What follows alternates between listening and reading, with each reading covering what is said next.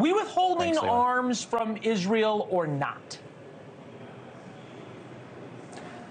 Well, it's become a little bit unclear, Leland. I mean, we know of one instance where the Biden administration admitted to withholding munitions, certain types of bombs and artillery shells that Israel absolutely needs as it prosecutes its war against Hamas, but importantly, readies itself for a much more difficult war, potentially against Hezbollah. So it's not all about Gaza, but the administration keeps making the relationship all about Gaza.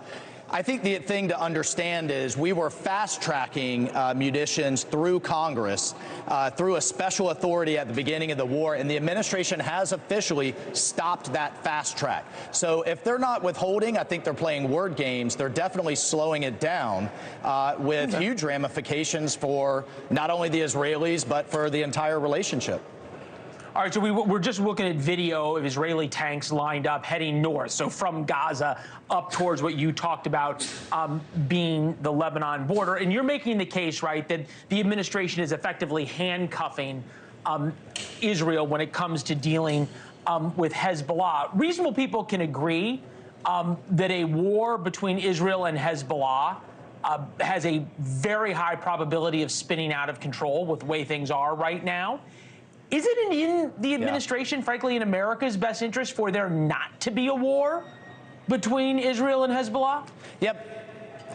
But here's the irony. By so publicly hamstringing Israel, by publicly, whether you stop fast-tracking or even halt arms to Israel, Chuck Schumer calling for regime change, Biden kind of vilifying Netanyahu personally, I think you're actually encouraging both Iran and Hezbollah. They see this as a moment of vulnerability for Israel. They see this as a moment of weakness between the Israel-U.S. relationship. So as much as they talk about de-escalation, their actual actions are leading to escalation. And I got to tell you, Hezbollah has exponentially more rockets, precision-guided munitions, tens of thousands of more soldiers. This is a very, very perilous moment for Israel's actual existence.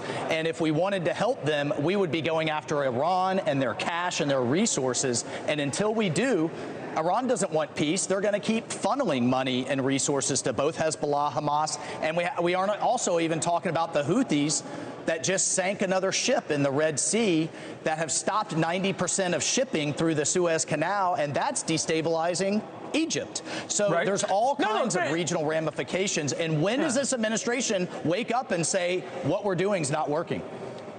Fair enough, and I think you and I both agree, and we've talked about that weakness is provocative, right? And we look at the map right now. Hezbollah and Israel have been trading fire back and forth really since October 7th, but it's been kept at this very low level. The area in red there is an evacuation zone. There's about 60,000 Israelis who can't go home because the military has a buffer zone there. And I think you make a great point that a war between Hezbollah and Hamas is a true force-on-force war.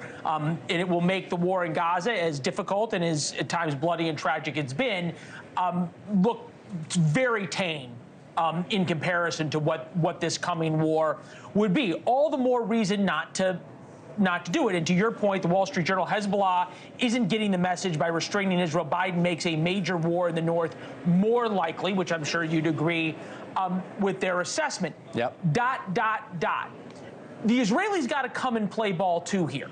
And it is unquestionably in Benjamin Netanyahu's best interest, and he all but says it, to continue conflict, whether it be the conflict in Gaza or wind the conflict in Gaza down, as he's saying, and then start a conflict in the north. At some point, doesn't the United States have the right to say, even to our friends, you can't do what is not good for peace and not good for America in order to stay as prime minister and not get prosecuted?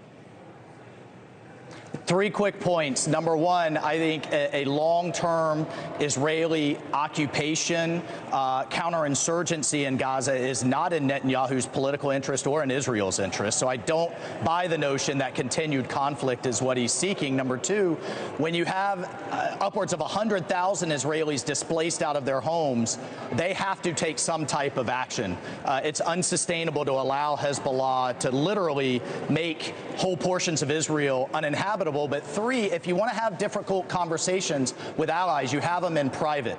Our enemies are watching. And what we should be doing is leading a global coalition against Iran and its support of terrorism. We should be drying up the cash. We should actually enact what the House has passed, which are secondary sanctions against Chinese buyers and brokers and shippers of Iranian oil. As I just can't say it enough. As long as Iran is flush with cash, all of this instability will continue. We have to go back to maximum pressure. That's what unleashed. Backing away from that is what unleashed Pandora's box here. Thanks for watching. Go to joinnn.com to find NewsNation on your television provider. And don't forget to click the red subscribe button below to get more of NewsNation's fact-driven, unbiased coverage.